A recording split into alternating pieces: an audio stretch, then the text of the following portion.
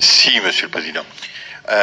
D'abord, première chose, il vous a été posé une question tout à l'heure par le président Borovzik, qui vous a demandé si vous étiez au courant de la doctrine de 2013. J'ai presque envie de vous poser la question, juste pour que notre information collective. La nouvelle majorité arrivée au pouvoir en 2017 vous a-t-elle informé de ce changement de doctrine, puisqu'il me semble que le directeur général de la Santé était un spécialiste des pandémies et qu'il avait abondamment écrit sur cette question. Donc je voudrais savoir si il y a eu en 2017 une réplique épistolaire ou en tout cas en termes d'information auprès de la profession. Deuxièmement, vous avez évoqué tout à l'heure l'initiative prise dans la région parisienne. 1,4 million de personnes susceptibles d'être testées, 32 communes. Je crois savoir par des proches qui exercent votre profession qu'ils ont été informés le vendredi pour le mardi. Est-ce que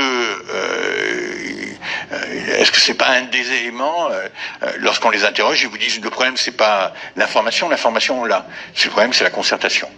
Rien n'est décidé en bilatéral et en partenariat, en collaboration. Tout est affaire d'oukase d'une administration centralisée au possible. Troisième chose, moi je suis élu d'un territoire qui est frontalier de l'Espagne.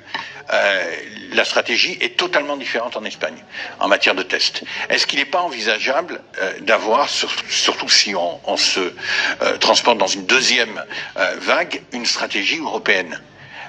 Est-ce qu'il n'est pas possible d'envisager à la fois pour la détermination de la nature des tests susceptibles, mais en même temps pour les stratégies de campagne à mettre en place, est-ce qu'on ne pourrait pas envisager, au moins pour les départements frontaliers, où il y a des allers et retours en permanence, ce qui est mon cas, je serai demain soir à Saint-Sébastien, entre les deux départements. Enfin, et je vais finir là, Monsieur le Président, des grands groupes industriels français sont installés sur nos territoires respectifs. Moi, j'ai la chance d'avoir Total chez moi.